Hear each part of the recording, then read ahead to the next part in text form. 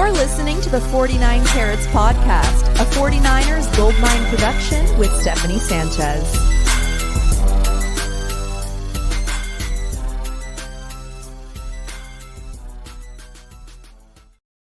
What is going on, everyone? Welcome to another edition of the 49 Carats Podcast. I'm your host, Steph. It is Thursday, July 31st, and I was not at training camp today. Today's practice was not open to the fans, us lowly fans and content creators. So I was not there. So my report for the day, I guess, is just coming from other reports. So I'm just updating you guys from everything that I saw the beat writers say. There were a lot of updates. So let me fill you guys in. And apologies, I would have loved to do slides for today's show because there's, kind of a lot to keep track of. But Canva is down right now, so I wasn't able to do any slides. Apologies for that, but lock in, stay with me here, and we'll go through today's updates. Really, the theme of today's show is going to be, do the 49ers have too many injuries? Like, are we already redoing last year when it comes to injuries? Look, we've been saying that the vibes in general are a heck of a lot better than they were last year's camp. But as far as the injuries go, it's kind of feeling like we got the same amount of injuries at this point in time. But we're going to go through that today, talk about some of those injuries, talk about if we should be concerned about them or not. Is this just par for the course?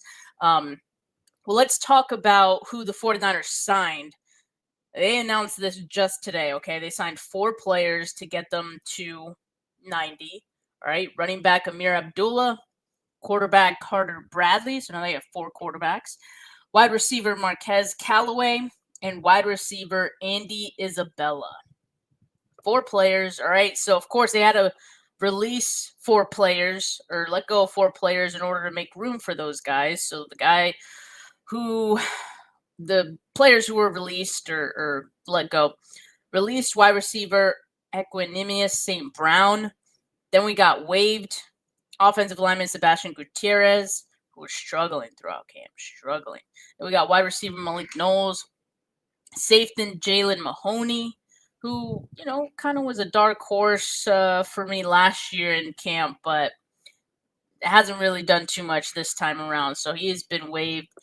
And the 49ers also activated Ben Barch, offensive lineman from the NFI list. He started training camp on the NFI list with, I believe it was a quad injury, and now he's back. So that's a great sign. And not only is he back, but obviously he returned to practice today, and he was right back in that left guard, the starting left guard spot.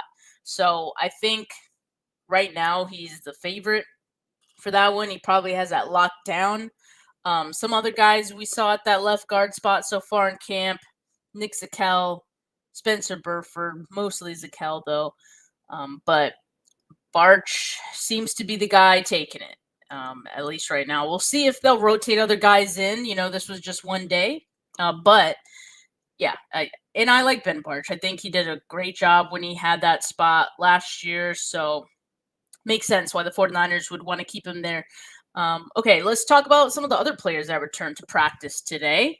This is good news, right? So, we already mentioned Barch. Then Ricky Pearsall is the other one. He did not practice on Tuesday, the last 49ers practice. They had the day off yesterday, Wednesday. Ricky Pearsall was back. This was, of course, the reason that he missed Tuesday's practice was because of a management plan that they have him under, a ramp-up period that they have him under since he's coming back from that hamstring injury.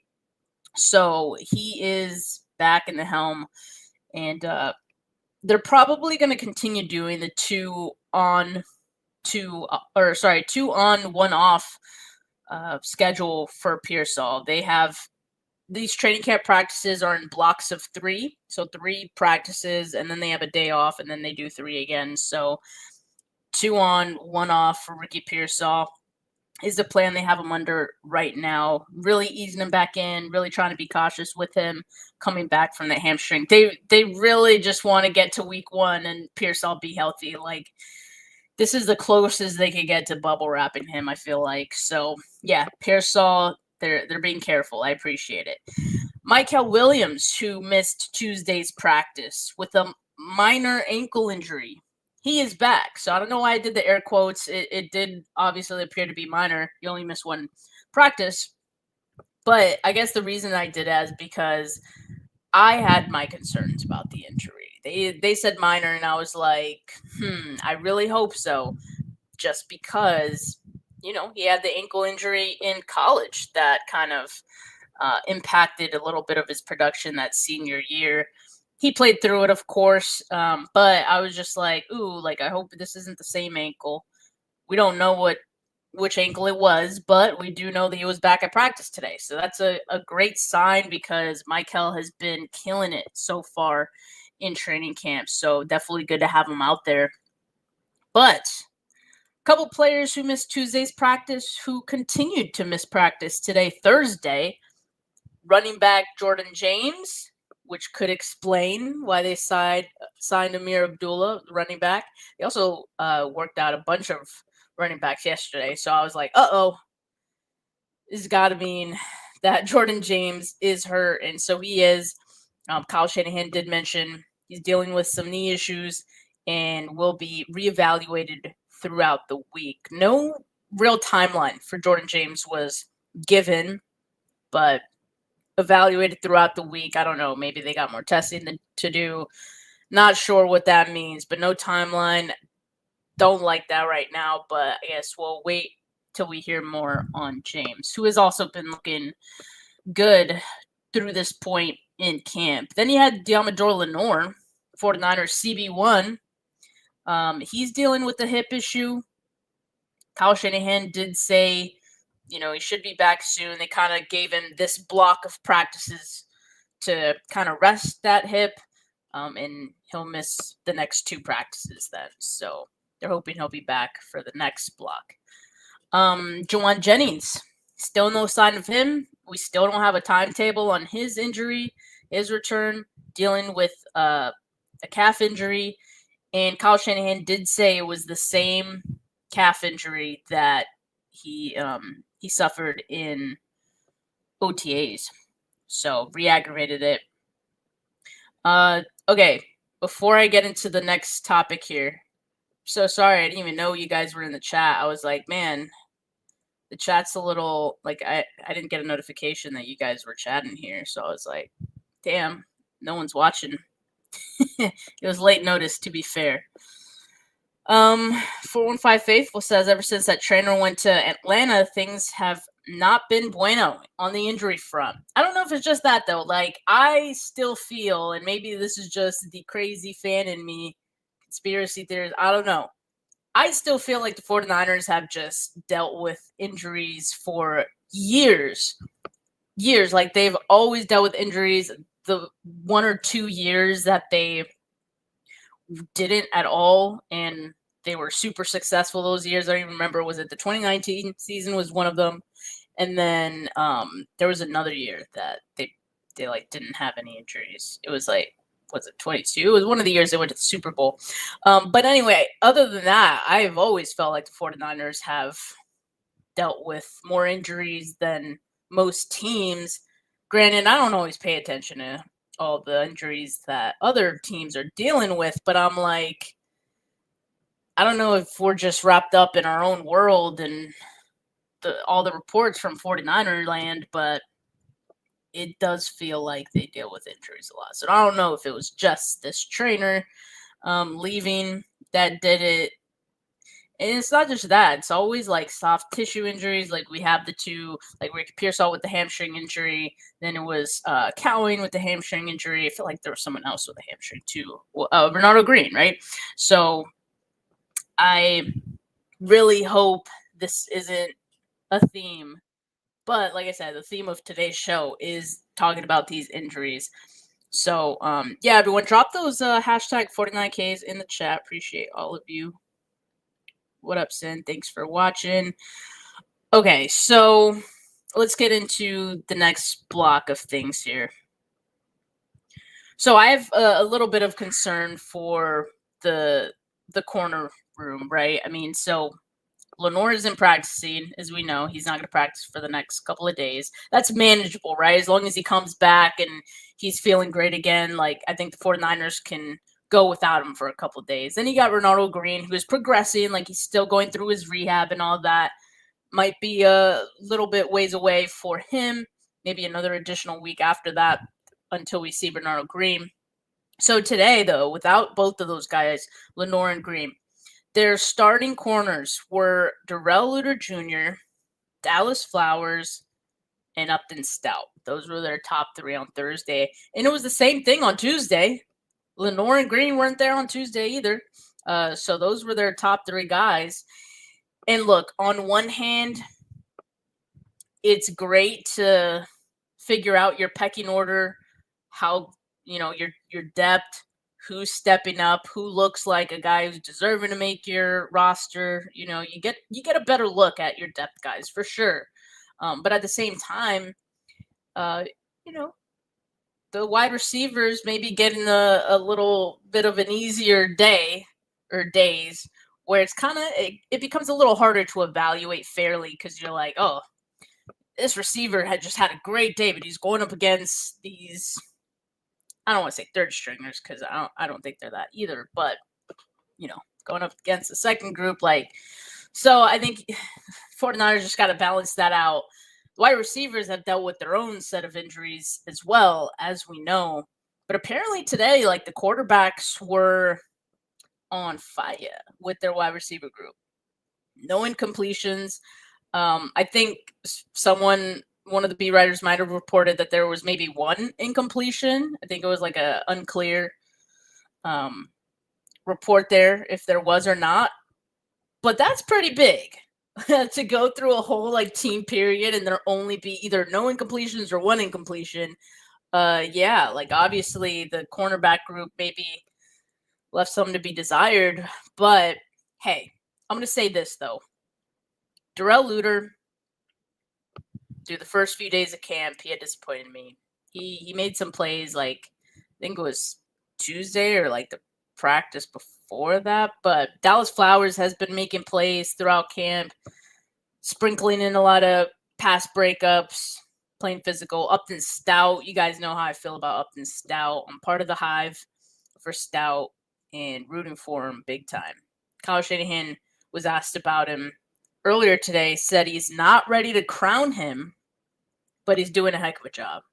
And I got to agree with that. Although, it kind of does feel obviously this early in the game, they don't want to say they're crowning anyone or giving, especially a rookie. They don't want to tell a rookie that they're giving them the spot because then, you don't want that to get in their head and, they start slacking off for the rest of the time. So strategically, I think he kind of had to say he's not crowning him. But Upton Stout has only been playing with the first team at nickel. They have not really experimented at all with anyone else. If anything, maybe the first day, maybe 2 days of camp. But most of what we've seen so far has only been Upton Stout at the starting nickel spot. So that's encouraging. And Kyle is absolutely right. He has done a hell of a job so far. So hopefully he keeps it up. Feel good about him. But yeah, overall, I think it's the cornerback depth that maybe we got to worry about a little bit. I saw Nick Wagner comment this on, the three corners that started today. Luter, Flowers, Stout.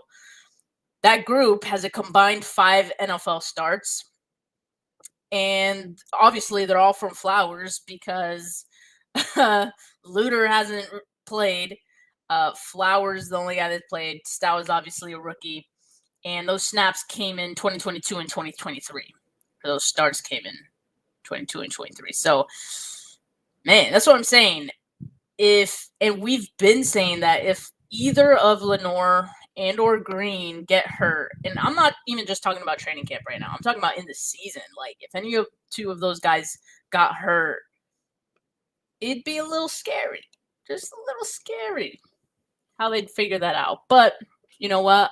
I'm going to keep an open mind. I'm going to believe and hope that maybe one of these guys surprises us. Like I said, Stout's been good. Flowers, hopefully Flowers could keep this up, But yeah, I guess like on that front, not super encouraging to hear that the quarterbacks and the wide receivers or the offense had themselves a day where there were that many completions. I guess now I should probably bring this up as well. There were a couple players who had rest days today.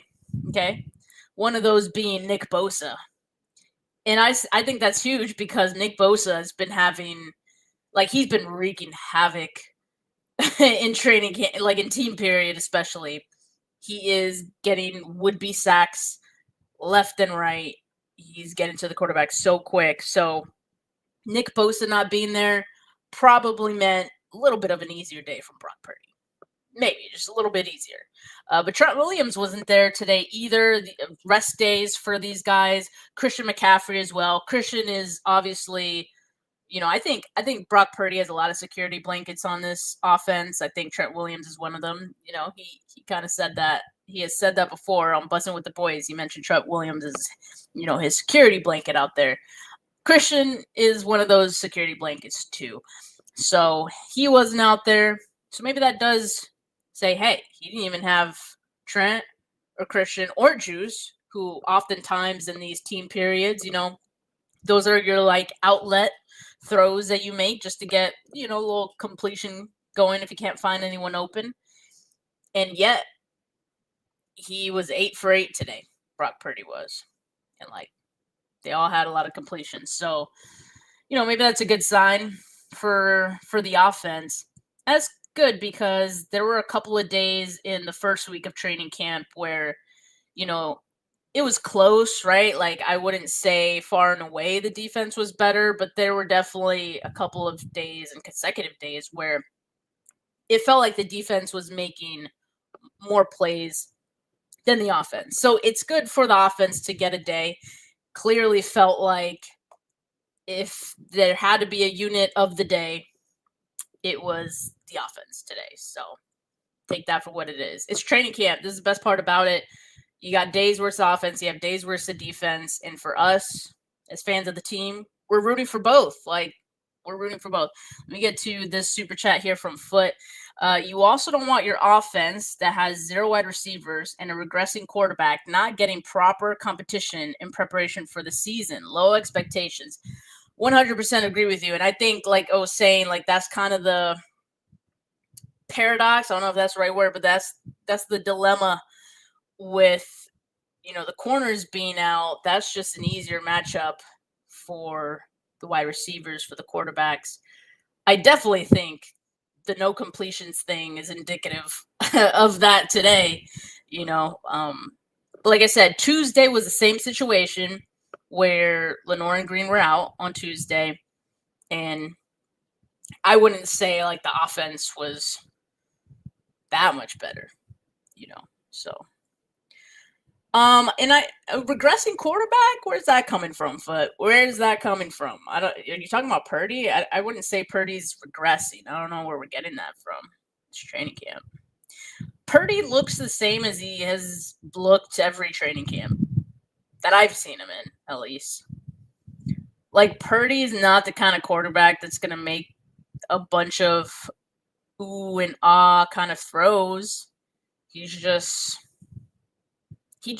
looks like a guy in training camp, and sometimes he throws interceptions. Sometimes, in fact, this training camp, he's thrown a couple of deep balls, actually, that have been completions. And he threw one, apparently today, again, I wasn't at today's practice, but apparently he threw one to DeMarcus Robinson today that was like 75-plus yards. Would have been a touchdown in a real game situation. So that's encouraging, especially because I feel like the part in Purdy's game that was always like, ooh, it could stand to be better was the deep ball. So far to know that he's getting those throws are hitting, I think says a lot. So, I don't think Purdy's regressing, but yeah, definitely like you want your team to be fully intact for training camp so that you can fairly assess everyone and know that they aren't just having success because they're going up against second string guys. Like, absolutely. So that's one reason why the injuries could be a concern among several. But again, like I said, play of the day for the offense definitely was that Purdy play on the deep ball to Demarcus Robinson. I have no doubt the 49ers probably post that on their social media at some point today, if they haven't already. You guys go check if they've posted it or not, but I haven't checked their Instagram, but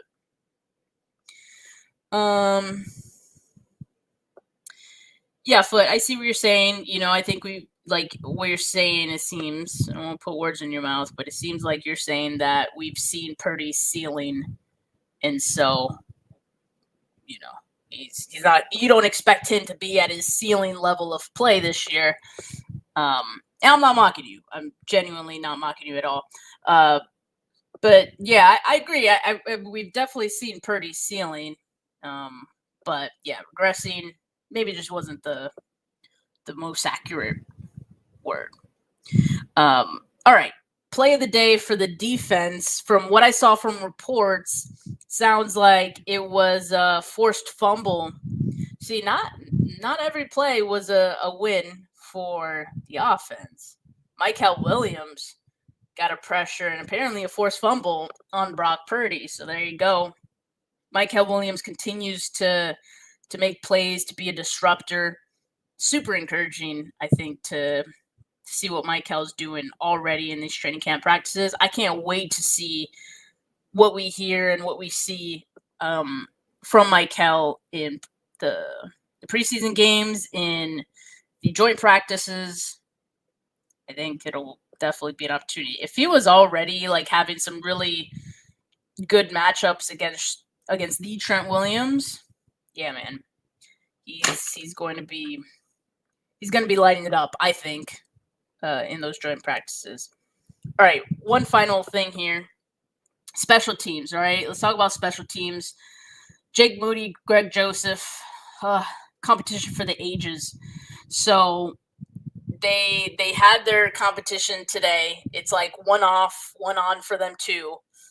I don't know why they can't do consecutive days of kicking. I guess it's too intense for kickers. But so they went 4 for 4 today, hitting from 33 yards, 37, 43, and 54 yards. 54 one is always a little tricky, especially for Jake Moody. That's the one I'd really be paying attention to with Moody because, those always feel hit or miss with him. And apparently the one today that he made at 54 looked like it was good according to the beat writers, but it might not have been. It was like very close to the right upright. And also a thing that's been happening in these practices, at least like the one from Tuesday and the one today, because I was at the one Tuesday, and that was the last time they kicked, and I want to say they were 4 and 4 in that one too, or Mooney might have missed one, but anyway, the refs who they literally like have on the field to, sign if the field goal is good or not. They have like several of them. They weren't even paying attention on Tuesday. They were just talking to each other, not even signaling if it was good. They might have signaled maybe 2 or 3 out of all the kicks that they did. So that was annoying, but it sounds like the same thing happened today based on what the beat writers were saying. So they couldn't really confirm on the last Moody kick if it was good or not, but they did say that it was close to the right upright. See, that's my thing with Moody, is that like even the makes are not confident makes. They're like makes where you're like, ooh, like he barely made that. Ooh, like that. Ooh, probably with a little bit of wind that definitely wouldn't have made. Like it's just not. It's not the type of make that instills confidence in you as a viewer. As the team, I wouldn't think so either. So he's making them, but barely. And I think with kicking it matters. Like you could say a make is a make, but I don't know. With the history he's had of not making, it makes me a little nervous. But I think the real competition for those guys is going to be when the preseason games happen. Or maybe even the joint practices. Like maybe the joint practices with two teams being there will give a sense of more of a game-like environment where they could test those guys out a little bit more. But the preseason games, I hope like we get an opportunity to. I almost want the offense to stall out. Not seriously, like they won't actually do this, but I almost want them to want to kick field goals just to give Moody and Joseph those reps in the preseason games. We have to see how Moody does in a real game environment. Sin, I'm going to the Vegas game too. I'm excited for that one. And Moody has missed some kicks there. So I don't know. Maybe that will be in his head. But I definitely want an opportunity to see both of those kickers in a single game. You know, like maybe Jake Moody takes the first field goal, and maybe there's an opportunity later in the game where Joseph could take the field goal. You know, I don't know. I know it's a little less fair because obviously the distances will be different for each, and obviously you can't always control whether you get a field goal or not, you know, but I don't know. This practice thing is they're both like they've both been making the kicks enough where no one's pulling away, no one's losing the job yet. Something's got to give. Something's got to give. All right, but let's get back to the injuries and talking about that. So since training camp happened, I want to go back to all of the injuries for this team so far, okay? So first, I'm going to talk about some of the players who are on either NFI or the PUP list. I know Curtis Rourke, he's shut down for the season. He's the rookie recovering from the ACL injury, so he wasn't going to be healthy anyway. They knew that when they drafted him. But I'm other than that, I'm going position by position. There hasn't been any other injuries in the quarterback room, and they signed another quarterback, Carter Bradley, who is apparently related to Gus Bradley. It's a son, I think. So, all team Nepo baby. All right, so as far as the running backs, we had mostly been in the clear there, but Jordan James, you know, after hearing about his knee injury, Jordan James is the first running back to go down in training camp, which is really a bummer because he was RB3 in my book, like a lock to make the 53. I think it was really from there a competition between Patrick Taylor Jr. and Corey Kiner of who would get that fourth spot. And they maybe would have even kept 3 because I thought it was a very strong 3 with CMC, Garendo, James. But I don't know how long James is going to be out for. We don't know that right now, but something we're tracking, obviously. Then we have wide receiver room, like we've said, has been like injuries come in like a tornado. Obviously, we had Brandon Ayuk with the ACL last year. He started on the PUP list. All right, fine. Then we had Ricky Pearsall with the hamstring injury. We were all excited for Pearsall. He's back now in the two on, 1 off, management plan right now. So he's back. He's healthy right now. Easing his way in. And then you had Jawan Jennings, who we were, excited for because he's going to be a starting wide receiver as long as Brandon Ayuk is out. So Jennings was our guy, but now he's hurt with the calf injury, and he's missed the last 3 practices with that, and we don't know how long he's going to be out. It's a re-aggravation, like I said. So you got your top 2. Actually, like, if you want to include Pearsall, like, since camp has started, your top 3 wide receivers are hurt or have been hurt. So not great. Not great at all. We already had concerns about the wide receiver group. So for all this to happen in training camp, not ideal. Then you had Jacob Cowing, who I think we're all excited to see more of, right? And literally the first or second day of camp, he hurts his hamstring. while running on air, like against air. Like, yeah, it's unfortunate. Those are the three current players who are hurt: Ayuk, Jennings, Cowing in the wide receiver room. Pearsall easing back in. But yeah, so like that hurts your depth because it's a lot of the top end depth that you had. And so again, like it just makes it hard to evaluate your corners. Like I said, it could be beneficial to help figure out the pecking order of your depth group and wide receiver in the wide receiver room. Like Russell Gage, for example, he's had a hell of an opportunity to like show what he has. He's done a tremendous job with it so far. Super reliable. Jordan Watkins, I think as a rookie, like I think has shown some promise as well. He's intriguing. Demarcus Robinson, kind of on that same tier of Gage, where like they're just very.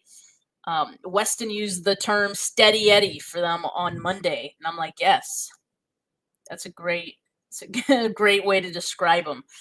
Robinson and Gage, both those types of wide receivers who aren't flashy by any means, but will just gain the trust of their quarterbacks. We've seen that in camp so far. So any injury is an opportunity for guys a little further in the depth chart to, show what they have. And I think there's been a couple guys that have done that so far for the wide receiver group. So, but still, it's scary. It's scary what this group is looking like. That's why they signed Andy Isabella, I guess. Kyle Shanahan said that they needed speed. And it makes sense. Like Jacob Cowing was your speed. Besides that, like, yeah, Andy Isabella, I think, helps bring some more speed. Okay, tight ends that have been good so far. Offensive line, for the most part, not bad considering like there's a lot of guys in the offensive line. Ben Barch was hurt before training camp, so he's back now as of today, right? So that's good. But Ben Barch was an injury. Then Andre Dillard was hurt. I forgot what he was hurt with, but he has not been out there. Defensive line, you had Yetur Gross-Matos on the PUP list. Michael Williams with a minor ankle injury, missed one practice. Alfred Collins has participated since training camp. Well, since he got his second-round pick deal, his rookie deal in the books. Trying to think if there's any other guys who missed any practice time in the defensive line. I don't believe so. All right, and then for the linebacker group, Curtis Robinson is still working himself back from injury, doing his rehab work. He looks great, like on what I've seen. Based on what I've seen, he looks pretty good. So I feel like he's probably going to be back soon. He's moving well, working on the side. But yeah, it will probably maybe be a little bit. We'll see. So he's still dealing with an injury, but besides that, linebacker room has been pretty good. All right, let's talk about the secondary. So this is where we've got some of the other injuries that have come up. Lenore. Then we got Renardo Green. So top end. I think that's really the thing. It's not just injuries. Like when it's your top end of your roster, like, yeah, it's definitely going to hurt a little bit more. Jordan James, like, also sucks because I think he was going to be in the mix for those three, and I think, he'd get some involvement there. Again, don't know how long he's going to be out, but yeah, for positions like wide receiver, corner, where it's your top end guys missing time, I think that's not ideal. Then for the safety group, obviously Malik Mustafa still on the PUP list, as he will be. They cut Jalen Mahoney, which is interesting because like I keep feeling like the safety group is thin, so thin, and they didn't sign a safety. Like like I said, they signed a running back, 2 wide receivers, and a quarterback. They didn't sign a safety with the release of Jalen Mahoney. So, as of right now, it's Jair Brown, Jason Pinnock as the starters at safety. Then they have Richie Grant, Marcus Siegel. It's a rookie. That's it. Healthy. That's it. So, safety depth is a little scary as well at the moment. I wonder if they have plans to bring someone else in. I don't know. All right, but yeah, so like tracking all the injuries, those have been it. They put Taron Jackson, the defensive lineman who had the scary neck injury, on injured reserve. Trent Taylor's been on injured reserve. So are you like I want to know, are you guys worried about the injuries on a scale of 1 to 5? Like, how worried are you about the injuries right now? I will say this: it's training camp. There are always injuries in training camp. Guys are getting ramped up to this level of workload, this level of conditioning. There's always going to be some injuries, so you take that for what it is. But at what point do you get worried where it's like, oh, this is kind of a lot? Well, you also got to think about the types of injuries, right? Are these injuries that are going to keep guys out for a really long time, like into the season? Yeah, we talked about some of those, like Ayuk and Mustafa. But those are injuries we've known about that the team has been able to plan for, for some time now. And then you got like the injuries that have happened since training camp started. And I think some of those have been, like, the timelines are a little less defined on those. I do remember as far as Renardo Green and I believe Jacob Cowing. Yeah, both of those guys with the hamstring injury. Kyle Shanahan said that he's thinking the week that they play the Raiders in the preseason game. So the week of like August 14 or something like that. They play, like the week of, I guess, 11 to 15 would be the week of. They play them that weekend, right? So still a couple weeks to go for them, which is a big chunk of camp. Like, that's almost all of camp for those guys. And hopefully they come back and are able to participate in some preseason games before the season starts. And, you can get a good look at those guys. But, yeah, I think right now those are like the longer term. I would put that in air quotes too, because like it's not that long. It's like, I don't know. In football, that's like a month feels like a long time, right? So maybe, yeah, those are the guys dealing with the longer term injuries. Jennings, Jordan James, we don't really know how long they're going to be out. It sounds like for Lenore, it's not a huge issue with his hip right now, and they're just letting him rest it. And they think that should help. And he'll be back for the next block of practices, which isn't too long from now. So, yeah, I think for me, it's more so about the types of injuries, like is it soft tissue, and then also how long are guys going to be out. That's where my level of concern is kind of coming from. So I'd say like my level of concern right now is a 3.5, because I think I come into training camp expecting there will be injuries always, but it is kind of piled up pretty quickly for the 49ers, and they still have a week or two left of camp. So, close to 2 weeks left. So, let's cross our fingers, hope that everyone else stays healthy, hope that the guys who are healthy, can step up and become the next man up. Maybe someone surprises us and, someone who we thought was a camp body ends up making the 53. We always love stories like that. And oftentimes it's like injuries that help us see those players a little bit more. Sometimes being able to see a rookie go from barely getting any snaps to starting is because of the opportunity to, get more snaps with the second team, first team. Hello, Dominic Pooney, right? That's how he got his shot. So, trying to be positive. All right, let's see what you guys have to say. Rob D says, obviously, we can't be the most injured team again. I know, right? Like, not again. Can't be 2 years in a row. Give us a break. My dad says, key players are always a concern. So that's the thing. Those top end key players is kind of where I'm like, okay, that's enough. Like, put them all in bubble wrap. Get them ready before week 1. That's all I care about. Yeah, it did suck seeing Malik go down. I'm hoping he doesn't miss too much time in the season, but we'll see.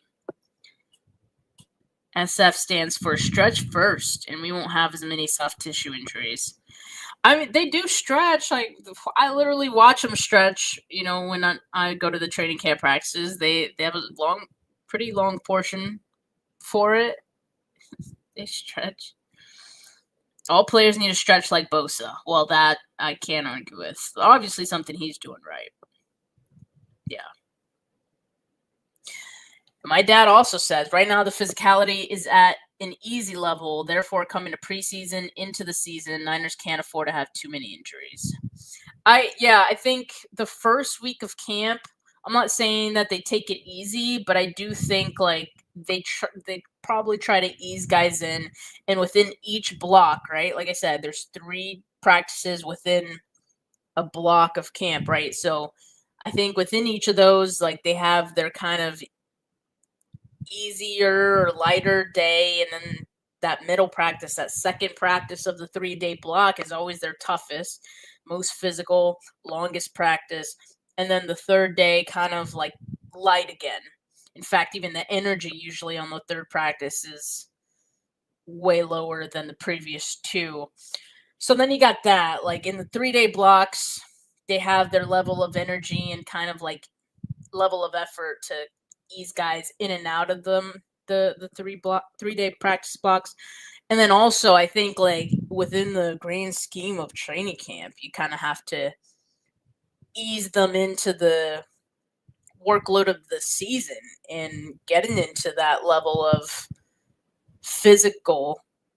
Like you have to get ready to hit people and be hit, right? And that's completely different than what you go through in camp. So I think there is something to that. Like training camp probably starts off kind of lighter to start in that first week, and then the second week, like it really gets a little more intense. I mean, we already saw, I think, a level of intensity go up when the pads came on, obviously. And so I think this week coming up is probably going to be, maybe taking it up another notch. And then that final week is really, they go all in, in training camp. They do more red zone, more move the ball period, and 11-on-11s. Like the team periods are definitely more extended. And so it's getting these guys ready for the preseason games. The preseason games get them ready for the season. So, yeah, there's definitely a science, I think, to ramping these guys up. And maybe that's the part the 49ers haven't figured out. But like I said, training camp throughout the league is the time where, some injuries pile. And it's because of that. Like, it's kind of hard to manage, especially when they had 40 days off before coming into training camp, right? Sometimes some guys maybe don't train as hard or keep their conditioning and flexibility up as much as they should have during that time, and they come in and their body's still a little cold and susceptible to getting hurt. I don't know. It's got to be at least partially part of it, right? So it's tough. But yeah, hopefully the 49ers improve on that.